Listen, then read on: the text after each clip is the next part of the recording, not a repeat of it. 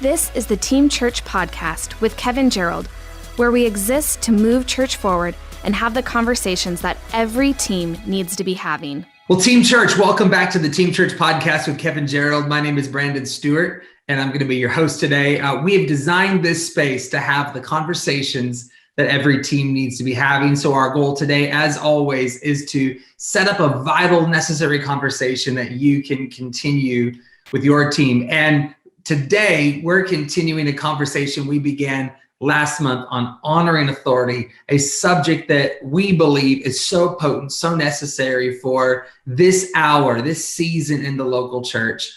We just thought we'd keep it going. And so Coach K, Pastor Kevin, of course, is back for this conversation. I'm so excited to keep this one going today, PK. Yeah, I am too, Brandon. And we announced in our last episode that we were going to have some other people joining us today.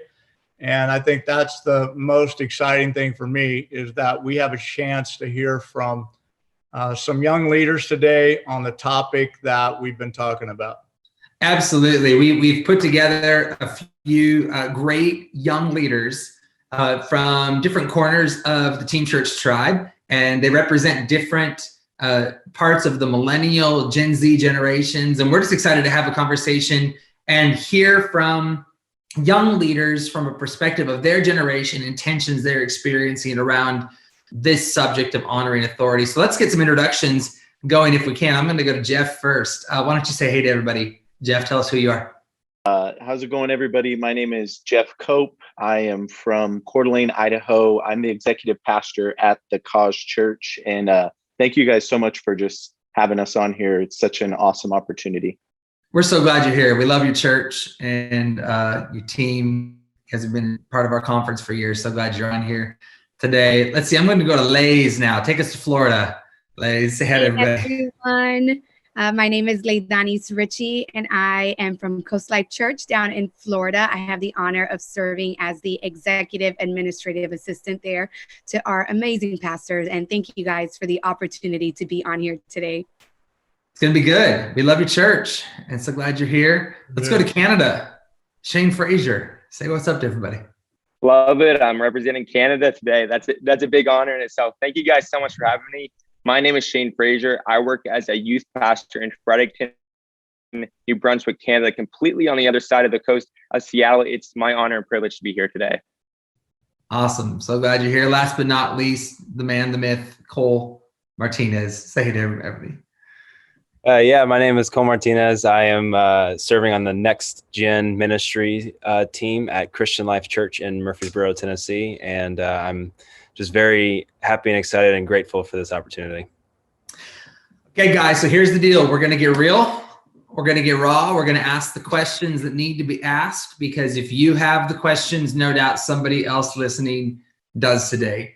But to get us into the ballpark and take us in, PK, I'm going to lob out the first question. And as we talked about last month and continuing today, I just really believe that our culture at large has seen a decay when it comes to the subject of authority and honoring authority.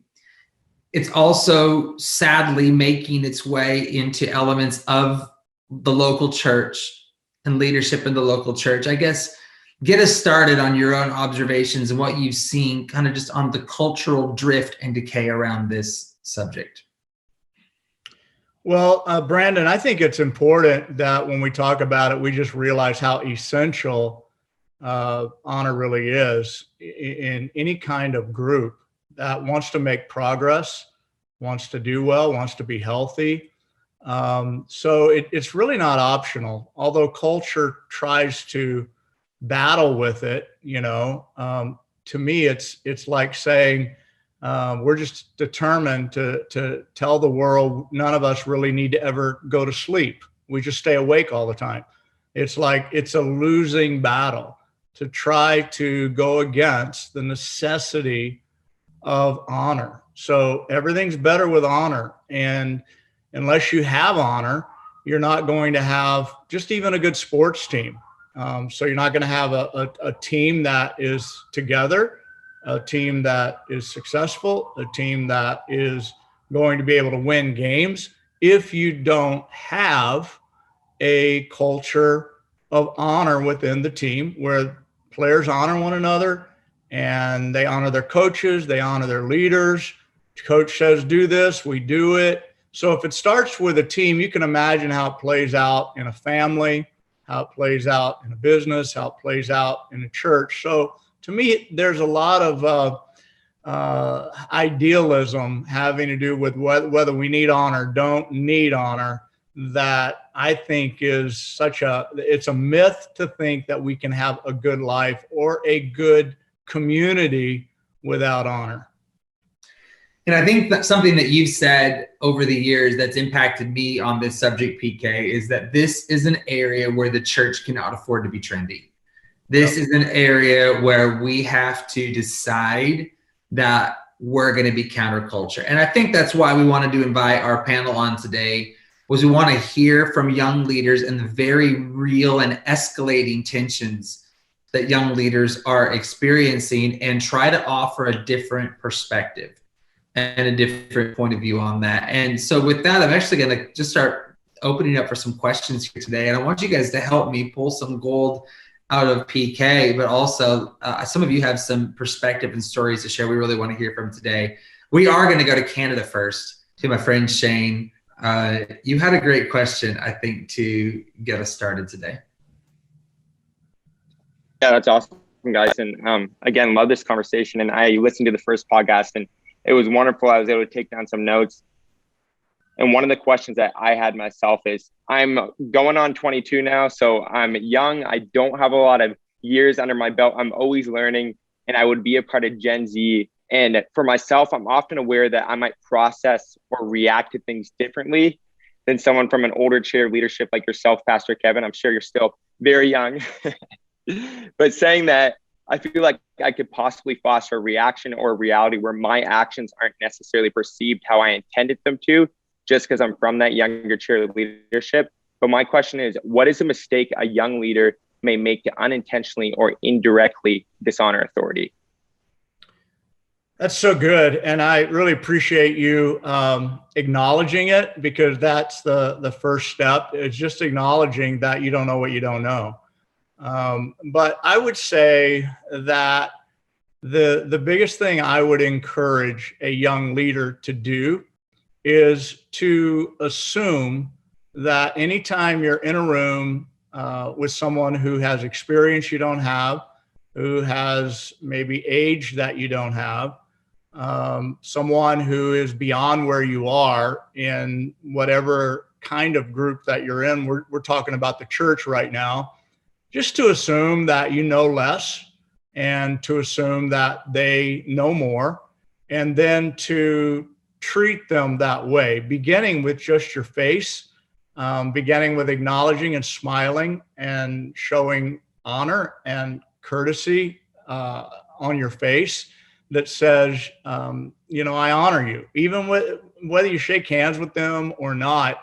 I think it really starts there. Just the assumption that I'm in the presence of someone who I can learn from, someone who maybe has something there that I don't have. And they don't even have to be a great speaker, or they don't even have to be a pastor. I just think it's a great thing to do when you're young, to just walk into every room with this idea and this attitude that God's going to continue to teach me and show me things. And the primary way that God leads me and primary way that I learn is through other people. So today I'm here and I'm here to learn what I need to learn. And so I'm gonna engage in a way that's honoring and respectful.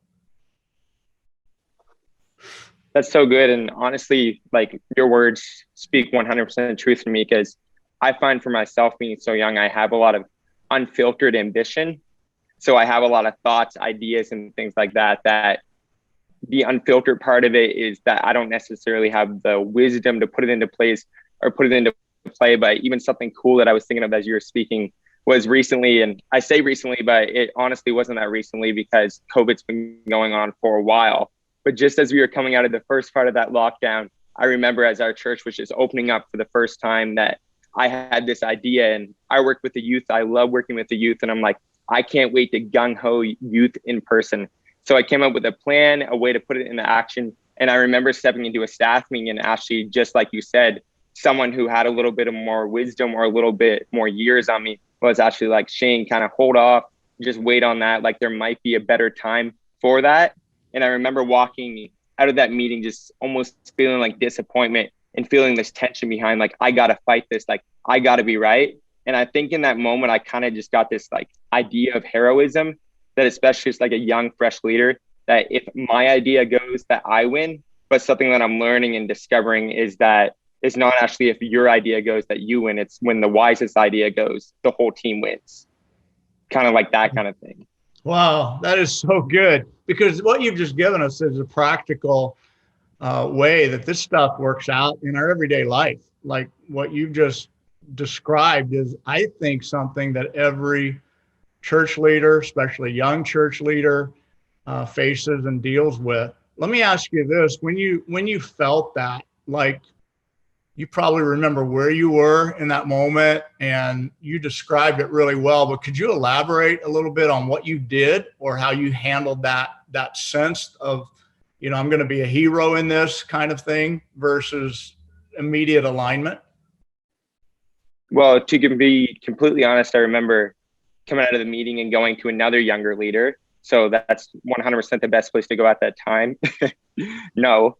But I went to another young leader and I was kind of just expressing the fact, like, you think I'm right too, right? Like, you think it's time, when in reality, it's like, thankfully that person didn't validate me. And they're like, no, Shane, like, this is actually the right move. And funny enough that we actually ended up just waiting a month, and the idea was gung-ho, like the idea was good, but it just needed the time. But I do remember walking out of there trying to wrestle with the tension and kind of going to the wrong places for that. That's so good. What your friend did or that other person did for you was actually a great gift, because they didn't validate the way you felt. And if the opposite thing happened, it would have even fired your engine up a little bit more for maybe a worse crash or conflict to occur.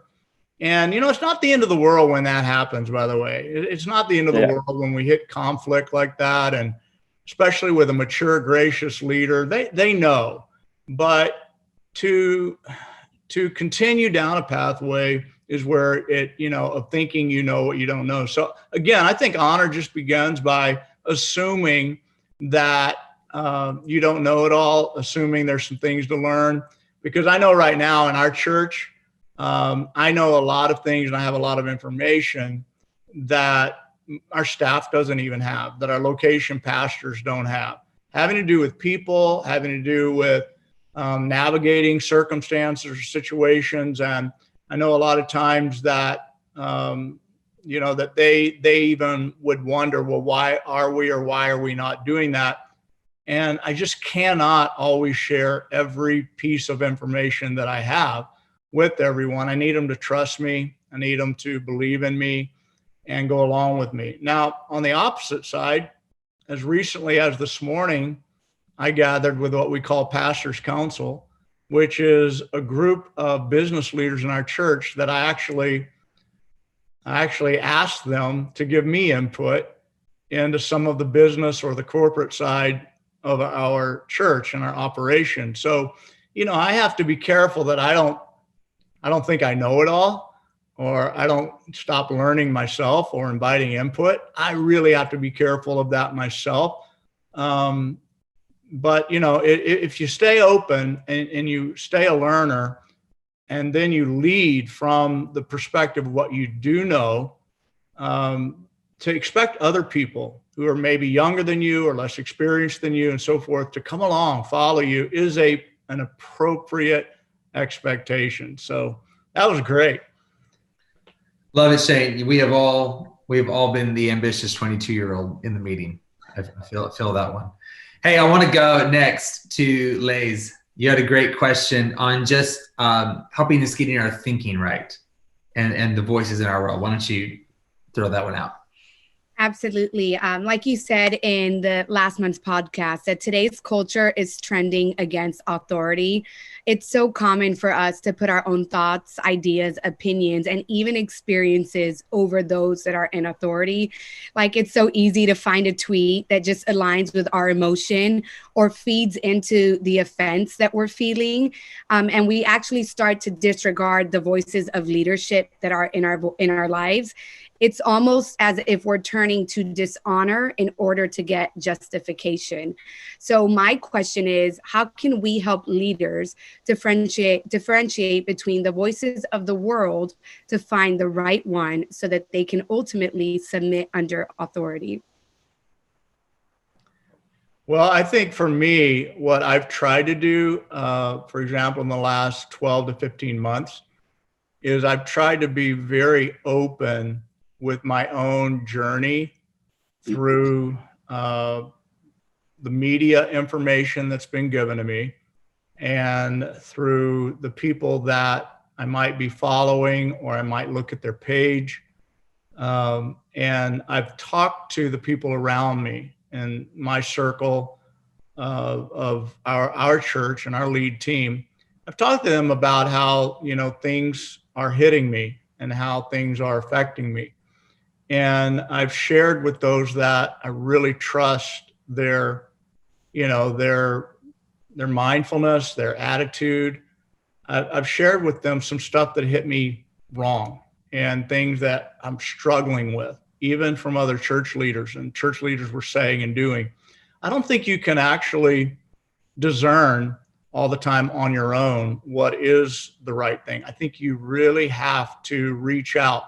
But something Shane said a while ago that I think was really, really great. I could tell he knew in hindsight that someone his age or whatever wasn't probably the right place to go as a first, for first input.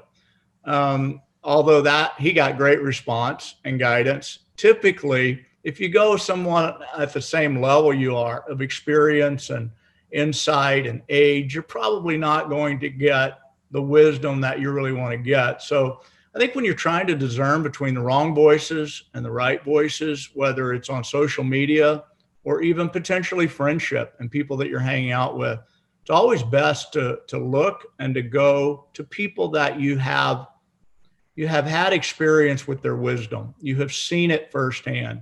You know that they have some sort of insight that you may not have. Bounce stuff off of them, listen to what they have to say. So that, and I think honor, by the way, if you talk to someone who's raised on the streets versus someone who's been to a military academy, you're going to get a whole different perspective on honor. And so it's be discerning enough that you realize who you're talking to and that they may have a shallow well or a deep well on that topic. And what you want is the deeper well that you can draw out of. That's so good. And you make such a good point, because I was thinking back to the past season of so much divisiveness, and being planted ultimately is what made the difference. Because I learned early on that the internet wasn't my pastor. So I was aligned with my pastor's vision, which helped me not stray when things would pop up or there was all this controversy that was going on. So I think one of the biggest benefits that I had in this season was submitting under authority, because it was able to keep me aligned and it kept me rooted where I felt like we were constantly being tugged. So let me ask you how you do that in terms of you have a young person who's maybe watching today or listening today, and they are, they think this other voice is really a cool person. They're maybe a church person themselves, and they're taking in everything out of that person's perspective. And they listen to you say, well, I learned that my pastor's voice is the one I'm really following. How did you get there? Like, how did you get to the point where you turn the volume down on one voice that maybe you think is attractive or you're drawn to really focus in on your pastor? How did you legitimize that? Before I was serving as Pastor Jason and Heidi's executive assistant, I had the opportunity to serve as our guest director. So I was up front and center. And I remember when Pastor Jason had asked me to serve as the executive assistant, the voices of the world were so loud in my mind. It was like, you're an assistant. That's all you're going to do. You're just going to be an assistant.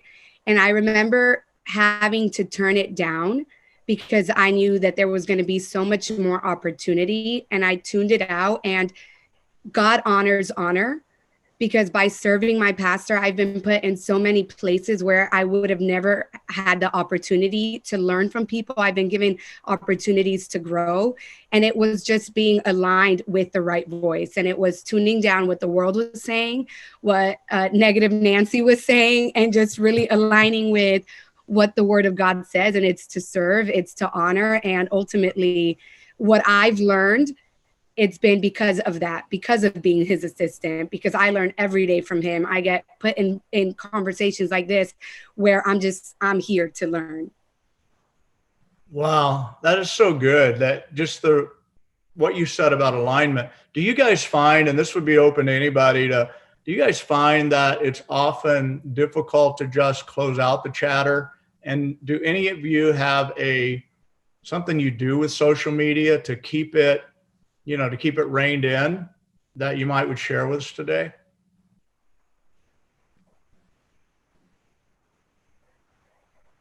I hit the unfollow button. You hit the unfollow button a lot? Unfollow button. I can chime in and just like with something really, really practical that I've done lately. But the blessing behind an iPhone is you can actually put like screen time on things. So recently, just because social media can be such a loud voice, I really, really limited my screen time just across all the things. So any part of me that actually wants to like use social media basically outside of work purposes, it's really not able to have that access. So you actually just shut it down outside of work. You don't mess around with social media. Is that what I'm hearing you say? I give it a good shot. Good for you. That's why Shane never responds to my messages, I guess. Hey, PK, I'll chime in on that one too. I think one of the healthiest things Lindsay and I started doing a little over a year ago, I think, was we just turned off all notifications on social media apps on our phone. So if we want to go to Instagram, we have to go to Instagram. Instagram doesn't come to us, and that it actually, the longer I get into it, the more I realize I can go hours without thinking about it. And it's just been so nice versus you guys know how it is, the continual drip of notifications. It's just constantly taking you back to that app. Brandon, I'm thinking right now we're in a Mind Monster series that I started last weekend at our church. And I'm thinking about that scripture in 2 Corinthians. I think it's 10 verse 5, I think, but it talks about the pretensions of the world, the arguments of the world. And, we don't fight with the weapons that the world fights with, but we demolish strongholds and arguments and pretensions that come up against the knowledge of God. And so when we talk about social media, it might have felt like someone who's listening today that we took a big turn away from the topic of honor, but we actually didn't. There's always voices and arguments and things out there that are against and contrary to the knowledge of God, the way we're called to live our lives. And Scripture teaches us to rein that in. Scripture teaches us to have a disciplined life when it comes to what is called strongholds, which are basically entrenched negative thinking patterns. Any negative thinking pattern, it's that we demolish that, and we demolish arguments and pretensions, things that just people assume are in the world that, well, yeah, this is how you live your life. This is how you're supposed to think. Well, we actually don't agree with that. So we shut the door on a lot of stuff. And I think social media is probably one of the biggest invaders of the territory of the Christ-like mind. that we have to deal with today, including and maybe even foremost in the area of honor right now. Because if you watch or listen to much social media, there is so much dishonor that is out there on social media. No, it's amazing. It's amazing. Absolutely. Hey, I want to go for a minute to our friend in Nashville, Cole Martinez. You had a great question you threw out to us right before we hit recording today, in fact. And I wanted to give you a chance to put that in the conversation today. Yeah. I'm a young leader myself. I'm only 18 and doing what I'm doing at the church, which I kind of look at that sometimes and I go, how exactly did I end up here? But I just know that it's been God's blessing with it. But kind of the one big thing I've noticed, especially with leading people, is that there's a lot of people that have come from bad authority backgrounds, whether that bad authority is bad church authority, or for some, I'm thinking of one person in particular, it's bad family authority. They just bad father situation.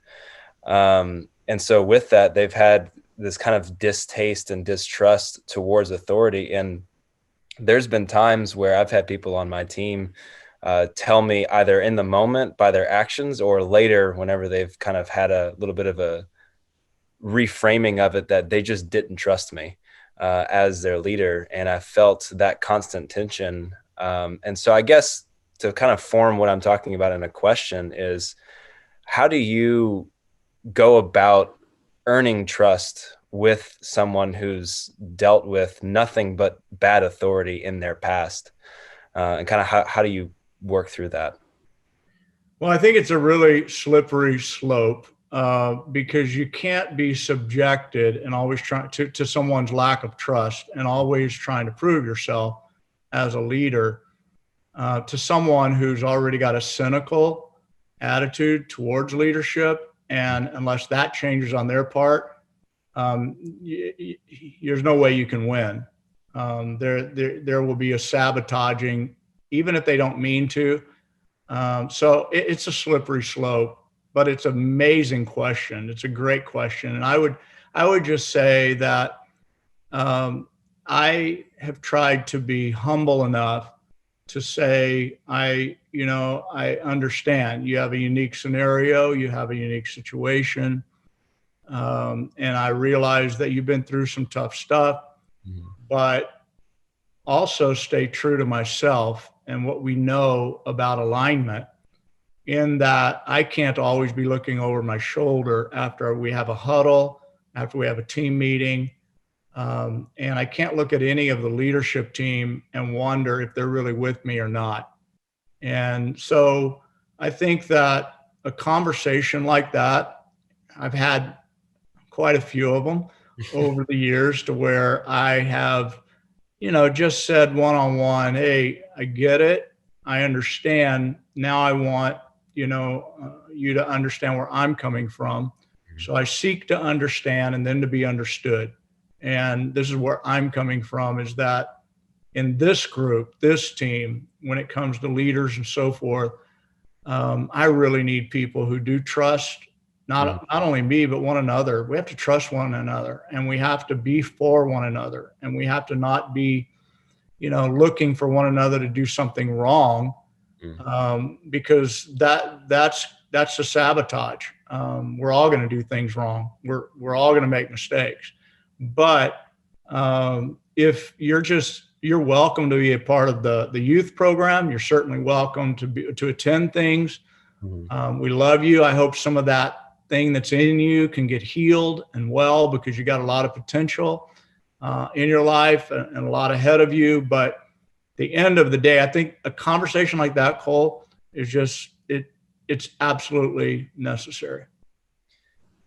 No, I that's absolutely correct. And I will say what's cool about one of the specific examples that I'm thinking of is I had a similar conversation with that person about that, which kind of, I wouldn't say that conversation kickstarted a journey for them. I think I just kind of played into the journey that they were already going on. And to look back now and see that they're in a healed place about what was causing that, was really, really cool. And I don't feel that sort of weight or heaviness or tension as their leader anymore from them.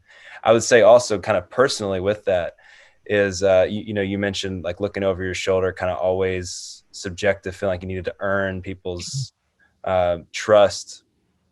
I kind of carried that just by myself too. Something that I've definitely struggled with a lot is kind of shame and not feeling like I am qualified for what I'm doing. And what didn't help was having people who kind of fed into that with not trusting me, but also there was a deeper heart issue for me. And so it was really neat to see that God kind of used that person to highlight the issue that I had in my heart. And it was a really cool kind of kickstarting moment for me to go on that healing journey of kind of uprooting that shame in my life. And now it's been really neat to see that I don't feel like I'm having to constantly keep score of myself of, okay, well, I need to earn not only this person's trust because they've never trusted authority, but I need to also earn my own trust because I don't know what I'm doing. I'm not qualified for this. So it was really neat how that one moment of it could go so sour so quickly, but it turned into a healing moment for that person and a kind of uprooting and healing moment for myself of the same root core issue of not trusting. Such a good perspective, Cole and Pastor Kevin. Thank you for that. To help us kind of land the plane on this conversation, I want to go to Jeff, Coeur d'Alene, Idaho. Yeah. Give us a great final question here. A tension you might be experiencing as a younger leader. Yeah. No, thank you so much. And just this subject of honor, it means so much to me and to my heart. Just with a little bit of my story and where I come from, I come kind of really jumping off of what Cole was talking about. I come from a culture and a lifestyle that honor was so counter what I grew up in. And I grew up, when I was a teenager, I started using drugs. I gave my life to Jesus when I was 21 years old. But my life before that, I was a drug addict, addicted to everything, living on the street. I actually lived over in Tacoma for a long time as a teenager. Wow. And that was so counter. Honor and authority and all of those things were so counter what I grew up in and what I knew living in that type of environment. And so coming into the church, and I'm probably one of the oldies of the young leaders sitting here. I've been walking with Jesus for about 12 years now. One of the things that God has been working in my life has been this place of really trusting, really allowing somebody to take that position in my life because I have been hurt by a lot of people and went through a lot of those things. And so I guess a question for you, Pastor Kevin, would be kind of that with culture. And I feel like the culture that we're living in is so geared towards dishonor, so geared, whether it's in the church, whether it's politically, whether it's, in the world that we're living in, I'm thinking of, like this kind of toxic culture. Let's say somebody was in a leadership position, but they might be in like a toxic church culture environment. I'm thinking of like Daniel with Nebuchadnezzar, like this person that he showed such an amazing place of honor to somebody that probably didn't deserve it. Somebody that was living, so far away from God and doing these different things. What would you say to a leader that was in a toxic church environment and how to show honor when maybe honor isn't really due? Maybe it's not something that, that would be looked at. First of all, I really love hearing your story, a little bit about you. And man, living on the streets of Tacoma, that's a rough place to live. On the streets. That's where for those of you who may not know, that's where our central location, our central campus is. And to know that you were in that lifestyle and that you didn't have honor in your upbringing and so forth, I just tip my hat to you because so many people, as you know, they stay entrenched in what they learned to be right, and they fight against it. They oppose the truth, but the truth is what sets you free. And so the fact that you're where you are, I salute you for that. As far as with people that their question about people in different settings where I think you're saying agreement or disagreement, would that be correct? Am I getting your question right again? Yeah, I think just somebody that maybe it is a little bit of a toxic like leadership, and maybe there are, because I just think of the world that we're living in today, and again, whether it's a government leader or a church leader or whatever, what would you say our best way of showing honor, when you might not align with everything that they're saying? And it might not just be that it's not alignment. It might be that they're coming from, that it is a toxic leadership. Very good. And this is common, by the way. And I hope everyone listening today knows that we're aware of that, that some of you are working with people where there's things that about their own life and their own past that is affecting the way they lead or affecting the way they engage and interact with other people. They're struggling themselves and, powerful insecurities. And so they can be really blunt. They can be, they can cut you off in conversations. They can be way too bossy. They can just handle themselves in ways that are not easy to follow, easy to work with. It can be my way or the highway. They can be people that never ask for input. I mean, there's all sorts of, results of what I think you're describing when you say a toxic sort of individual who then creates a toxic environment. How do we handle that when we're in that situation? The best example for all of us is David's life as he was, and there's a great book. If you've never read it, please find it, get it. The Tale of Three Kings. And it will revolutionize the way you think in terms of honor and respect and some of the things that we're talking about right now. I just look at David a lot, and I still look at him, but I looked at him a lot when I was younger, and I just admired the way he went, when Saul was sleeping and Saul's trying to kill him, and he got close enough to take his life, and he had all the leaders of Israel, basically the warriors were behind him in terms of, you're our next leader. We need a good king, not King Saul. He's a toxic guy. He's got issues. David couldn't take his life, and he couldn't do it. And when they asked him later on, he got back into the group and made his way out of that camp. He had a little bit of the garment of Saul with him, and they're like, "What do you mean you didn't take it? You didn't take the opportunity you had, like, to end this craziness with this bizarre man, this crazy man, crazy leader." And he's like, "I couldn't touch the Lord's anointed," and that's just, that's his answer. So his heart was so good that even when he was being treated bad, he was still in a position of restricting himself from throwing a javelin, pulling a sword, doing harm, shedding blood. He did not have it in him to do that to the man who was the king of Israel. As a young leader, I read that, I thought it through in many occasions in my life, and just really prayed, God, help me. David, in that way, really stood out to me as a Bible character, because I thought, how do you do that? Like, what does it take, to have that kind of courage and discipline and restrict yourself like that?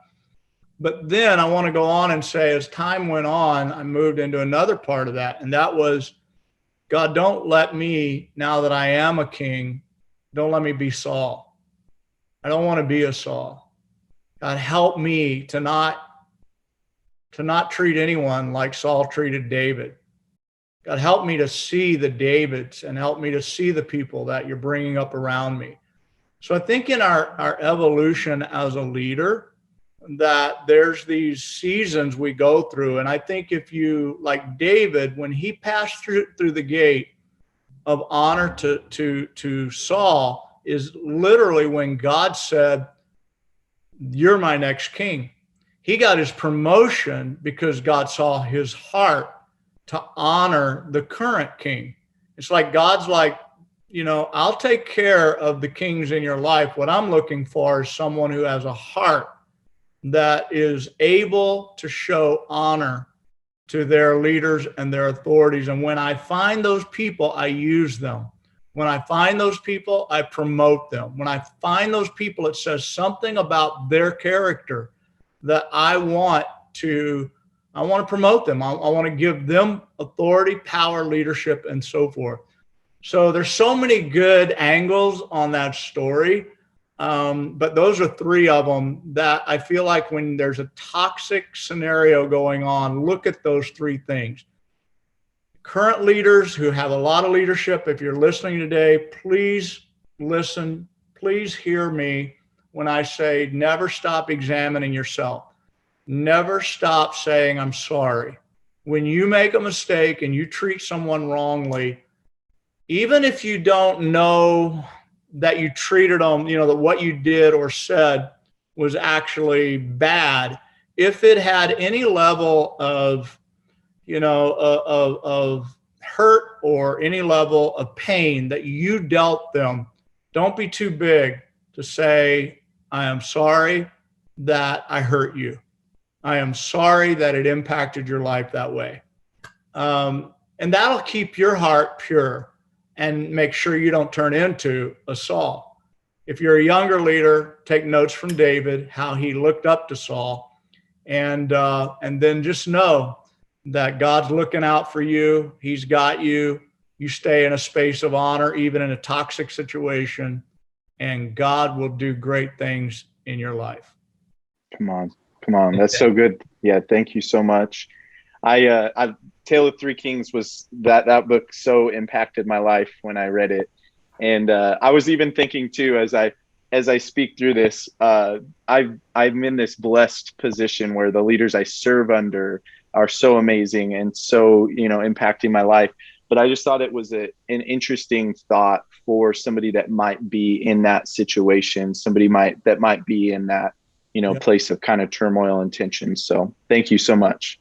Well, and I think there's a lot of people right now that are in some scenario like that in some way, shape, or form, whether it's a person that is just above them, maybe on the authority chain, or whether it's their lead pastors. There's a lot of imperfections in humanity. And so the more graceful we become in just knowing that, and don't over spiritualize it, don't assume that people who are in a role, who love Jesus and they're in a role and they have a title, don't assume that people don't have issues, because they do. And a lot of times these are the issues. And so anyway, great question. Appreciate you asking that today. Yeah. Yeah, and I want to thank everybody for a great conversation today. I've really enjoyed this. And I'm going to head toward the last question here for you, PK. And I think the reason that we wanted to do this conversation is not just for the great, young, brilliant minds that we have on here with us today, but PK, I say this to you all the time. We need wisdom from the fathers of the faith right now in this hour. And I count you as one. And I know I speak on behalf of the rest of our panel and everyone listening today. We just need fatherly wisdom to anchor us in this season. So maybe you could end this episode today by speaking directly to younger leaders that are listening today. If they were to remember one thing from you on this topic of honoring authority, like what's the one handle you would want them to walk away with this conversation with? Well, I would want them to walk away with the little verbiage or the quote that I started using years ago, and it seems to have stickability, and that is honor up, honor down, and honor all around.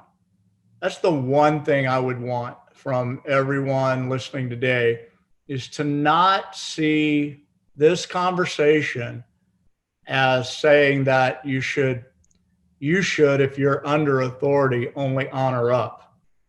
Because we're not saying that.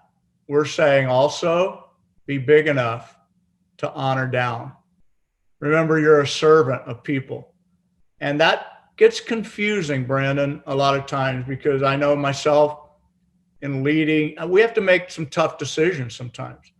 We have to decide things that, that hurt people. Sometimes we need to move a team person around. We need to move somebody from right field to left field. We need to get somebody actually out of the dugout or off of, and I'm using baseball terms right now, but we have to make but someone has to be the coach. Someone has to be the manager. And so when you do those things, those are hard decisions that you didn't know are not easy for the person that you're making the decision about. And we have to make them. So I think saying honor down, I just want to clarify, that doesn't mean pleasing everyone. It doesn't mean pleasing people and giving up your role as a leader. But it does mean in the process of doing whatever you need to do, remember that people are human and people hurt and people have struggles, and remember to go the extra mile to honor them and provide dignity to them as an individual. And honoring all around is how we honor as a team. We just honor everybody around us. We honor the people that walk through our doors of church. We honor the people who serve and don't serve. We honor the people who give and don't give. We honor the people that we're close to and not close to. We honor the people that say yes and the people who don't say yes. We just honor. We honor all around. We honor away from the church. We honor in the community. We honor in the city. We honor the young. We honor the older. We honor people who are naive, and we honor people who are filled with wisdom. Don't ever stop displaying and making it your goal that I'm going to be a person who will live a life of honor. I'm not always going to get it right, but my goal is honor up, honor down, honor all around. It's beautiful, and probably the very thing that'll help us as believers stand out in the world today. Thank you, Pastor Kevin, for some great wisdom today. Thank you to each of our guests for being on here today. And hey, however you are listening to this today, watching this today, we pray this has been helpful. I dare you to sit down with your team coming up and have this conversation with them. I believe it'll help you. We believe it'll move you forward. And also feel free to hit the subscribe button. However you're watching this today, listening to this today, plan to make us a part of your team's monthly routine. The first Tuesday of every month, it would be our honor to have a voice into your space. Team Church, we love you. We're standing with you in this season. We're building God's church with you in this season. We pray that you are well, healthy, strong. Keep going. Keep building God's church. We'll see you next month. God bless you. This has been the Team Church Podcast with Kevin Gerald.